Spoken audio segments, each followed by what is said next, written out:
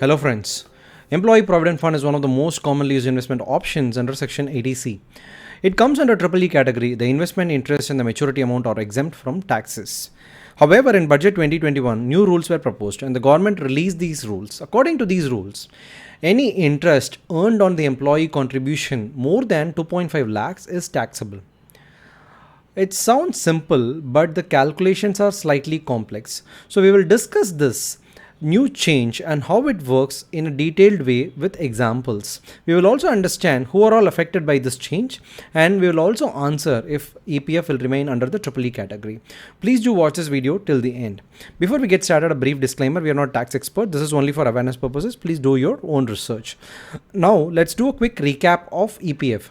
EPF has two parts. One is the employee contribution, the other one is the employer contribution. Employee makes 12% of basic plus DA and employer makes 12% of basic plus DA as contribution, right? Now this 12%, the full 12% of employee contribution goes to EPF plus this 3.67% of this 12% goes to the EPF corpus and you earn interest on this. The remaining 8.33%, that is 12% minus 3.67%, goes to the EPS, the employee pension scheme. To understand more about this, we have a separate video on EPF. You can go and look at it in the description. Now, let us understand the taxation rules.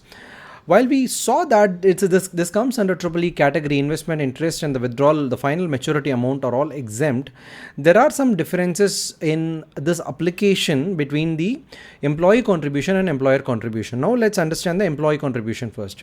According to the tax rules, existing tax rules, any employee contribution up to 1.5 lakhs is exempt from your taxable income under Section 80C. Let us understand this with an example. Let's say an individual's wages, that is basic plus DA, is around 10 lakh per year, and 12% of 10 lakhs is what? 1.2 lakhs. So for this individual, the total exemption is 1.2 lakhs. Now let's assume that the individual's total income itself is 10 lakh in this case, that is the basic plus DA. The exemption from 80C is 1.2 lakhs, so the net taxable income becomes 10 lakhs minus 1.2 lakhs, which is 8.8 lakhs. Let us take another example. Another individual's basic plus DA, that is wages according to EPF, is 15 lakhs per year. And for this individual, if we take 12% of basic plus DA, it would be 1.8 lakhs, right? However, the total exemption under Section 80C will be only 1.5 lakhs. So in this case, assuming that the individual's total income is basic plus DA, which is 15 lakhs, the exemption from 80C will be 1.5 lakhs and the total taxable income becomes 13.5 lakhs. Hope you understood this. This is taxation on investment and these are existing rules. Now, if you look at the employer contributions taxation, employer contribution is tax exempt up till 7.5 lakhs, but it also includes other components. If you have employer contribution under NPS, all those things will be consolidated and put together. The 7.5 lakhs rules will be applicable, or it is exempt up to 12% of your basic plus DA. Let's take the second example, right? The individual's basic plus DA is 15 lakhs, and let's say the employer contribution is 1.8 lakh, right? But let's say the employer has contributed additionally 20 more thousand rupees, which is 2 lakh rupees. In this case, the total exemption will be 1.8 lakhs, even though the employer has contributed 2 lakhs, right? I hope you understood this. Now let us come to the new rules, which is the taxation on interest. What the new rule says is that there will not be any tax on the interest earned on your employee contribution up till the contribution is 2.5 lakhs. Any employee contribution more than 2.5 lakhs and the interest earned on this will be taxed, right? Now, but if you look at the employer contribution, no tax on interest for employer contribution up to 7.5 lakhs. One more additional rule is that if the EPF's interest rate is more than 9.5%, tax will be charged on the interest in excess of 9.5%. Now let us understand this part, the 2.5 lakh ceiling part, with examples. Okay, let's say an individual's opening balance in the EPF account is 10 lakh rupees. Okay, and let us say the individual's current year contribution, the employee contribution, is 3 lakh, which translates to a monthly contribution of 25,000 rupees. Now, according to this new rule, what happens is this sits in two parts. One is the taxable part, the other one is a non-taxable part. As the ceiling suggests, till 2.5 lakhs, it is non-taxable. So out of this 3 lakhs, 2.5 lakhs sits in the non-taxable part and 50,000 sits in the taxable part. Now, if you look at it monthly it is 20,833, whereas it is 4167. Now the interest earned on this 2.5 lakhs plus the 10 lakh, which is 96,000 rupees, will still sit in the non-taxable part, and in the taxable part, the interest earned on this 50,000, that is the monthly contribution of 4167, which is 2273, will sit in the taxable part.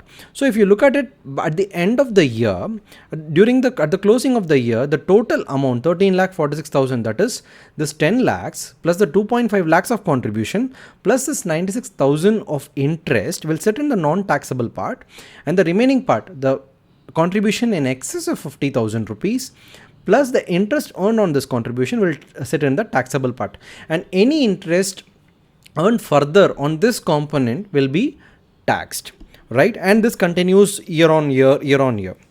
I hope you understood with this example. Now let us understand the taxation on withdrawal. If you want to withdraw after 5 years of continuous service, there are of course some rules to it. It is completely tax free. However, if you want to withdraw it in less than 5 years of continuous service, it is taxable only in case of resignation. But if it is a case of employer terminating the employee, it would be non-taxable. Now let's understand the taxation on EPS. In EPS, the pension, as the pension comes, it would become part of your taxable income, and hence it's not tax free, right? So depending on when you're getting the pension and during that year what is your income, and according to that it will be taxed. Now finally, who are all affected? People who are making contribution more than 2.5 lakhs per year. If you are in your voluntary provident fund, if you are making more and more contribution in excess of 2.5 lakhs and any amount contribution in excess of 2.5 lakhs, that interest is actually taxed. However, many people are actually making contribution which is only 12% of their basic plus DA, which means the individuals basic plus DA per year should be more than 20.83 lakhs, which means you can assume safely that people whose CTC is more than 40 lakhs will only be affected by this new ruling. However, it may sound like a rule that affects only the people in higher income brackets, but over a period, maybe in another 3 to 4 years, as inflation increases, as it affects the wage inflation, and as the salary increases more and more, it might seem that the upper middle class also get affected by this rule, unless the government changes this rule. Will EPF remain in EEE category? Yes, EPF remains in EEE category till the contribution of 2.5 lakhs in employee contribution, and above this limit is taxable. I hope you understood this new rules of EPF, and I hope you are making contributions accordingly. And finally, even though it is taxed, EPF still provides you 8.5% of interest, which unlike most other fixed or guaranteed return instruments. So it is still a good investment instrument unless you are investing in share market or mutual funds, which is supposed to give higher returns than EPF. So the bottom line is, if you are risk averse and if you want to contribute more in EPF, you can still do it. Even if the taxation applies, it still be beneficial than other instruments. I hope you like this video. Please do share this video with people who are interested in EPF and people who are investing more in EPF, Employee Provident Fund. Please give us a thumbs up if you like this video and subscribe to our channel and help us grow. Thank you very much for watching.